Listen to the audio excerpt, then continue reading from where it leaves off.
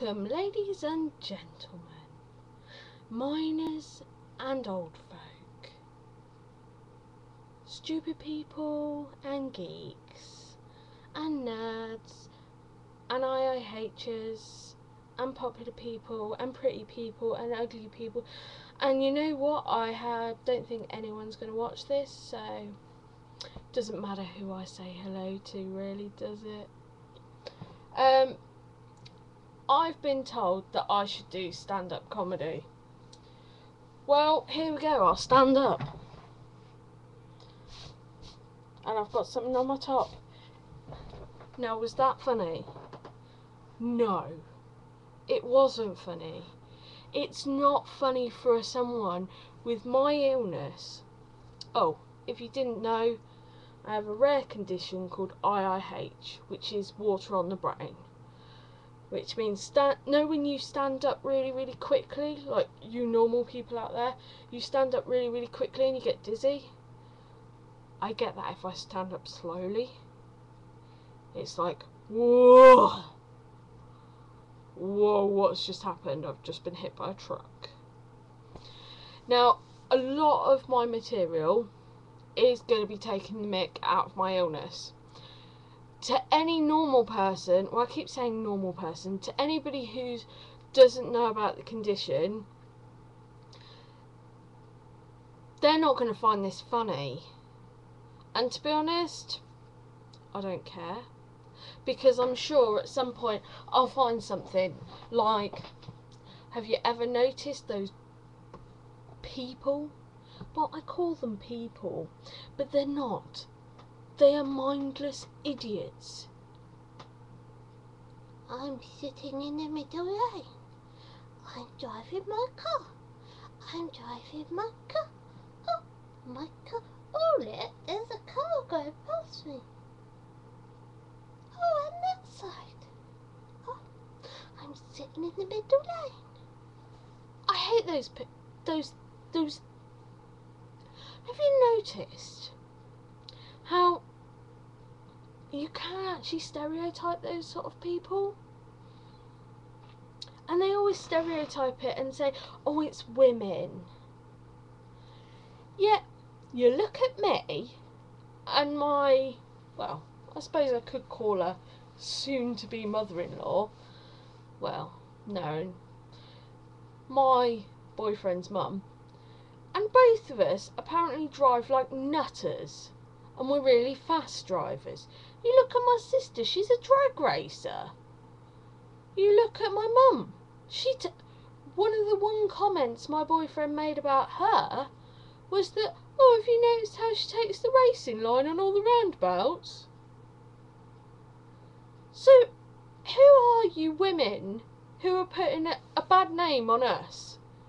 Because I want to know, and I want you to stop it. Stop sitting in the middle lane.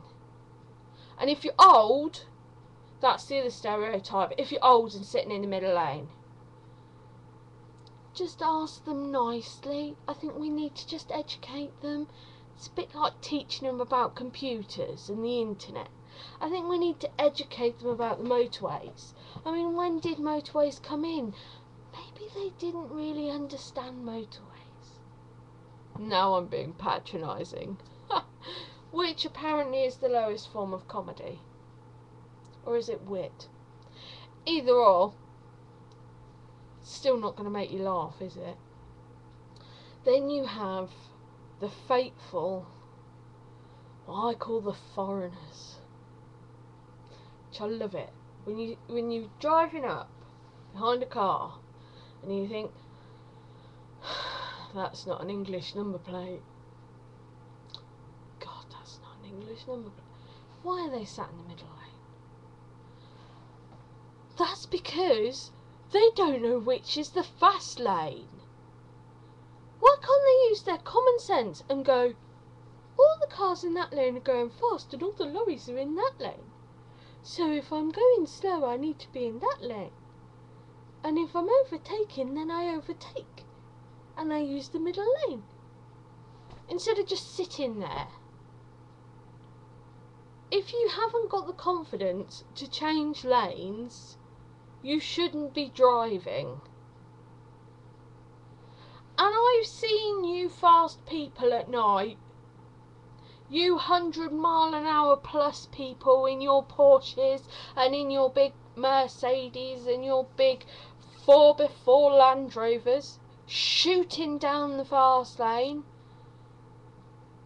You are just as bad.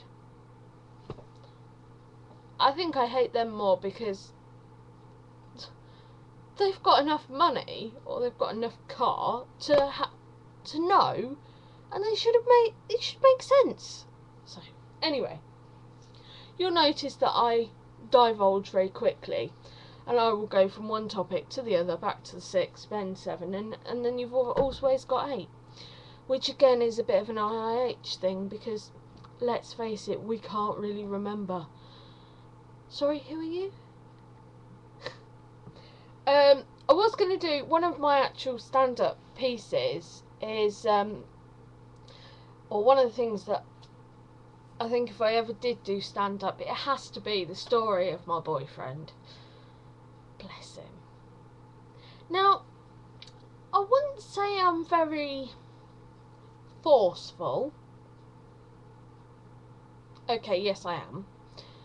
I pretty much said to him, so, what do you think? You going to be my boyfriend or what?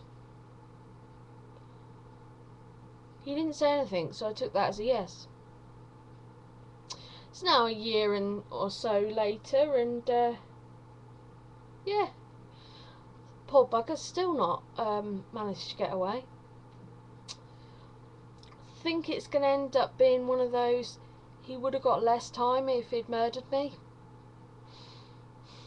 I'm hoping he'll stay with me that long. No, it's fantastic. I remember when we first got together, I was needing a bit of an ego boost. Obviously I don't need one now because I'm sat here on webcam with no makeup on. And that's not by choice. It's because I can't wear the makeup because it hurts my damn eyes. Anyway, I had all the makeup on, looked all pretty, hair was all up, it was all... And I came in and I pushed up bra and a low cut top and I went, so babe, what is it you like about me? Poor boy was like this.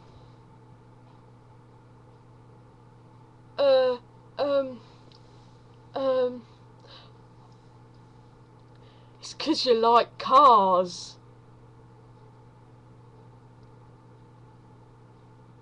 I couldn't believe it. I was like, out of everything you could have said my boobs, you could have said my face, you could have said my hair, you could have even said my lovely personality. The fact that I'm funny. I mean, that's an insult to a woman. Well, that's an insult to a person. Oh, why do you like me? Oh, 'cause you're funny. That basically means not that you're funny. That means that you're ugly. And they're dating you because they find you funny. But they don't want to actually say that you're a minger. No, I know I'm a big girl. There's no way I can hide it. It doesn't matter that I'm wearing a black top next to a black background on a black chair. I cannot hide the fact that I'm a big girl. And you know what? I don't bloody care. But I thought it'd be a bit more than... 'cause you like cars. And if I ask him today, which I don't bother anymore, or if anybody says, what the hell are you doing with her? He will come out with, oh, it's 'cause she likes cars.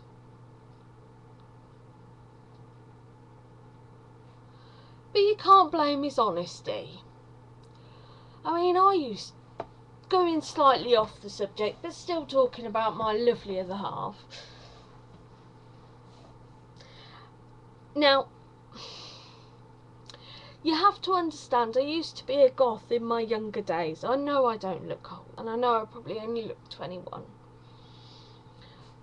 But back when I was actually 21, yeah, I was a goth. I did the whole, back in the early 2000s, late 90s. Anyway, back then, goths were kind of cool. And had all the makeup on and all the rest of it. And most Halloweens, I dress as a goth, because it's the only time I can get away with dressing like that and not everybody going, ah!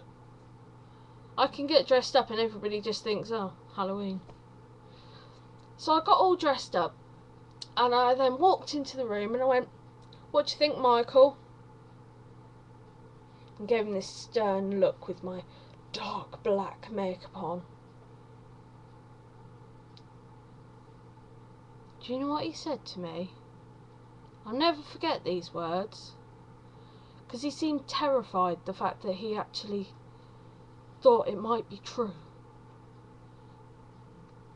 You look pregnant. I look pregnant.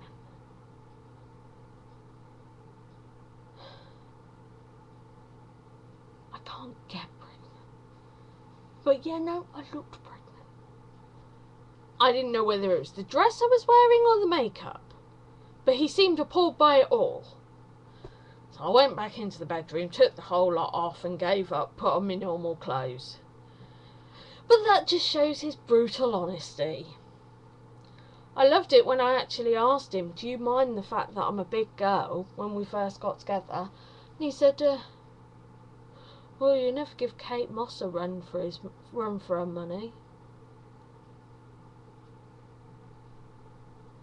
Charming.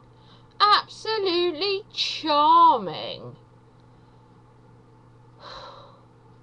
If it wasn't for the fact that he fixes my car, well, we might have to have a discussion. Do you know what I mean? Talking about accent, do you know what I mean? It's very Leicestery. Now, not that I'm from Leicester, but it does sound very Leicester. Do you know what I mean? Innit? So, like, yeah, I met this boy, and he's really nice, and he likes me, because I like cars. But no, seriously, accents, I've got part Irish family in me. That sounds wrong.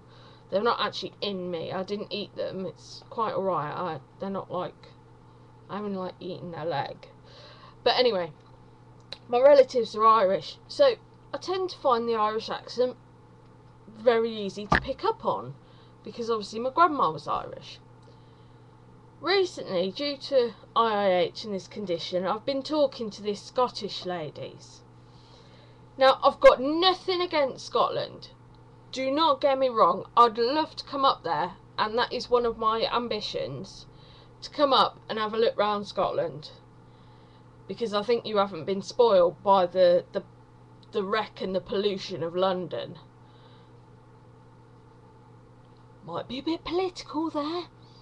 Might stop what I'm saying. Anyway, speaking to this Scottish lady. Hen.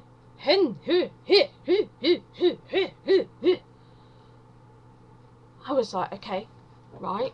And I'm talking to her on the phone and I'm thinking, right, okay. Got that. Boyfriend, yeah.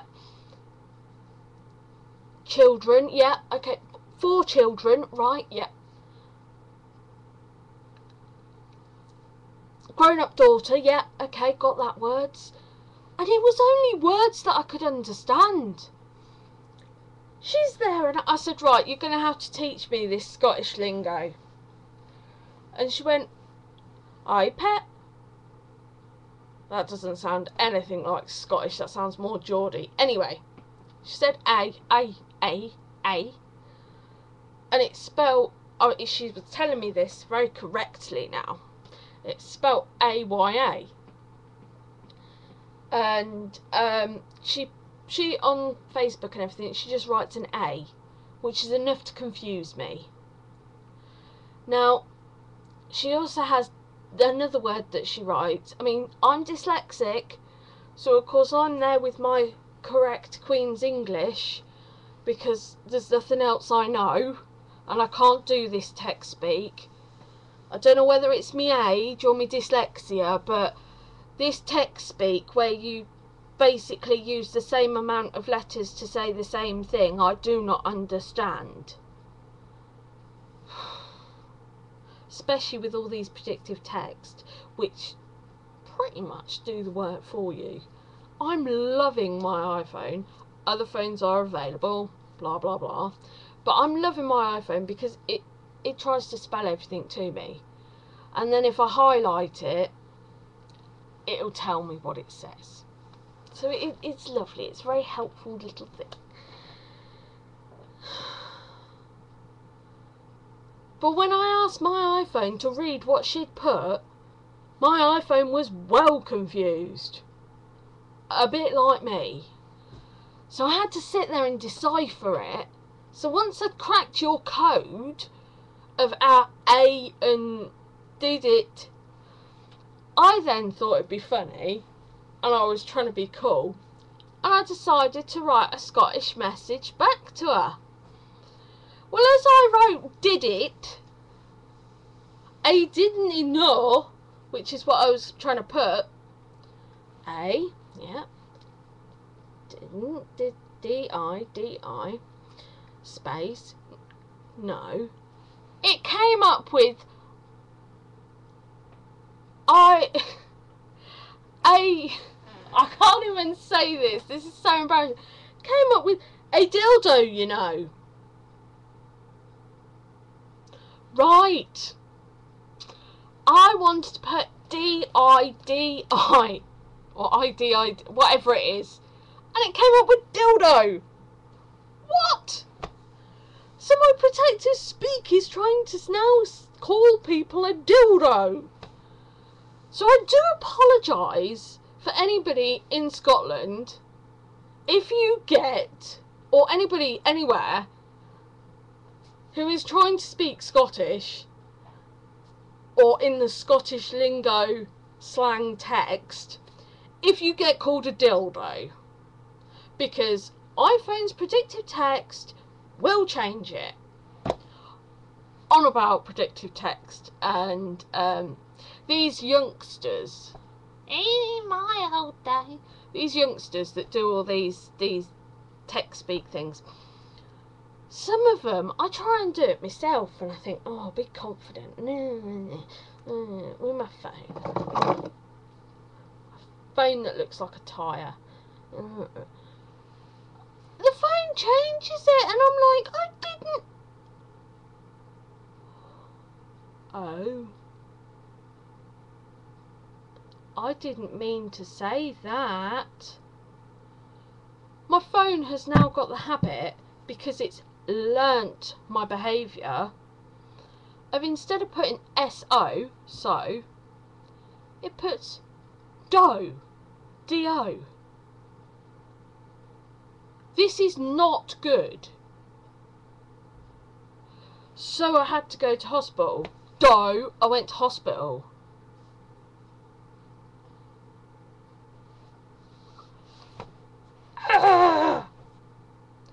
Now, if I go on about text speak now, it is just going to be an absolute nightmare. So, basically, if you've watched to this point, you have pretty much just wasted the last 19 minutes of your life. Now, the big question is, at any point did I make you laugh? Any point did I offend you? And have you really not got a life and you're watching this? Oh, come on.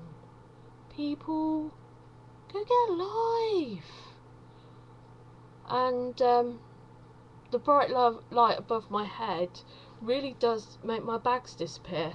I also think it was the help of my lovely wondrous eye cream, because the video before that I made, which was a video response to someone, I looked like death. Now I just look naked. I really do look naked. Obviously, physically I'm not, but facially I'm naked. I'm